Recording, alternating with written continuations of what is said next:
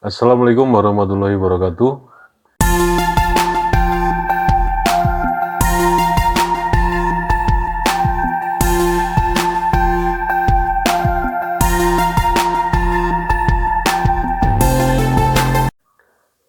Dikarenakan Mas Rumel Abbas ini menulis dalam tulisannya dengan redaksi nasib tragis pendukung Kiai Haji Madudin, meskipun secara spesifik ditujukan kepada KRT Pakih Wirodadiningrat, ya karena saya merasa juga dari pendukung Kiai Haji Mad, makanya saya ingin juga mengomentari apa yang menjadi tulisan dari Mas Rumel Abbas. Tapi bukan soal yang terkait dengan kitab-kitab kuno, manuskrip yang terkait dengan periwayatan Ubaidillah ataupun Ahmad bin Isa dan judul-judul kitab lain yang sering dibahas oleh Mas Rumel Abbas. Yang ingin saya komentari karena sebentar.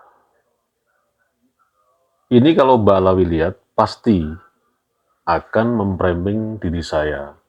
Ya jelas, gimana mereaksi seorang peneliti Bapak Rumel Abbas. Orang kamu cuman kreator murahan, kreator sampah, motong, edit sana-sini, membuat framing, nggak ada ilmunya. Ya, itu memang saya akuin. Makanya nanti dulu, jangan skeptis dulu. Jangan skeptis dulu. Saya hanya punya kapasitas itu mereaksi hari ini tulisannya Mas Romel Abbas ini karena dasar saya apa? Dasar saya adalah seperti konten-konten video saya sebelumnya. Yang pertama, bahwa Mbak Alawi itu sering menggunakan politik narasi ketika menyanggah, mengcounter dari semua tulisan-tulisan Kiai Haji Madudin. Itu yang pertama ya, politik narasi.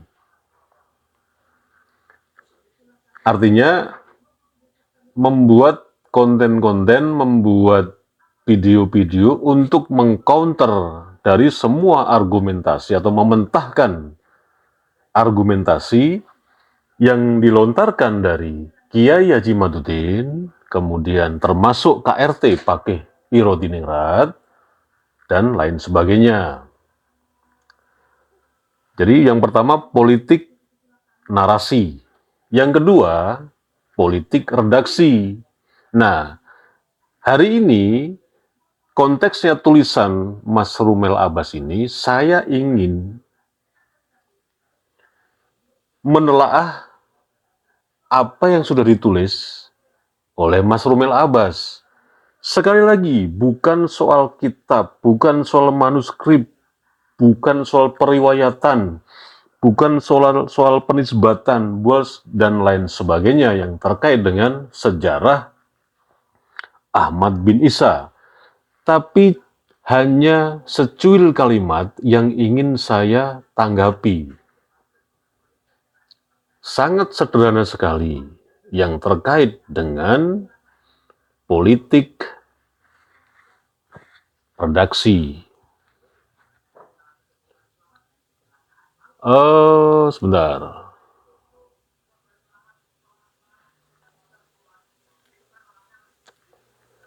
Nih, sejak awal saya bilang kepada Mas Sugeng bahwa genealogi nasab adalah fenomena biologis. Cuman secuil ini saja yang ingin saya kritisi, ya. Dan ini bukan menyerang pribadinya Mas Rumel Abbas, karena bagaimanapun juga ya kita akui nawaitunya Mas Rumel Abbas ini berupaya bagaimana menemukan kitab sejaman yang sekarang ini lagi dicari-cari sampai healing ke Tarim. Kembali lagi, apakah benar seperti konten-konten yang dibuat oleh Dr. Sugeng itu, akhirnya Mas Rumel Abbas itu menyimpulkan bahwa genealogi itu atau nasab adalah fenomena biologis? Mari kita bahas. Saya punya catatan tersendiri sebetulnya tentang pendapatnya atau tulisan yang dibuat oleh Mas Rumel Abbas mengenai genealogi ini. Menurut Mas Rumel adalah hanya fenomena biologis. Apakah benar? Dan di tulisan Mas Rumel ini memang tidak dijelaskan pendapatnya mengenai nasab ini hanya fenomena biologis. Mungkin karena lebih fokus kepada membuat balasan ke Gus Fakih ya. Jadi ya mungkin tidak diurai. Tapi oke lah, saya ingin bantu urai ini ya. Bahwa genealogi nasab adalah fenomena biologis saja. Apakah benar? Dan bagaimana penjelasan ilmiahnya? Ya. Genealogi adalah studi atau penelitian tentang sejarah dan hubungan keturunan antara individu atau kelompok dalam satu keluarga atau populasi. Dalam genealogi, orang sering mengumpulkan informasi tentang leluhur, keturunan, serta catatan kelahiran, pernikahan, dan kematian untuk melacak dan memahami garis keturunan mereka. Genealogi juga dapat digunakan untuk menentukan bagaimana individu atau kelompok terkait dalam konteks keluarga atau komunitas. Ini adalah bidang studi yang sering digunakan untuk menjelajahi sejarah keluarga dan warisan budaya. Genealogi atau nasab adalah fenomena yang berkaitan dengan hubungan keturunan atau individu-individu dalam suatu populasi atau keluarga.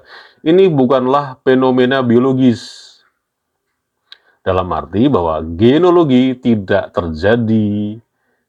terjadi dalam tubuh individu secara fisik, tetapi lebih merupakan konsep sosial dan budaya yang digunakan untuk melacak hubungan keturunan antara anggota suatu keluarga atau populasi. Nah, di bawah ini adalah penjelasan secara ilmiahnya. Ini sebagai berikut.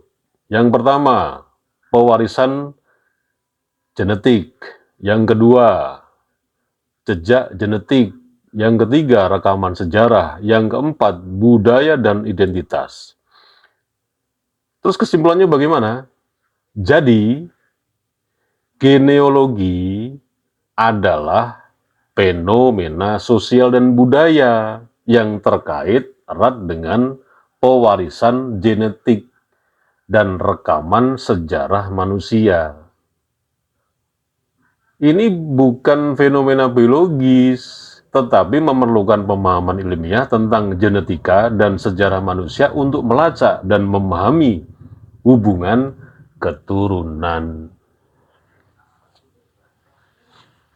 Itu reaksi saya yang secuil dari tulisannya Mas Abbas Rumel.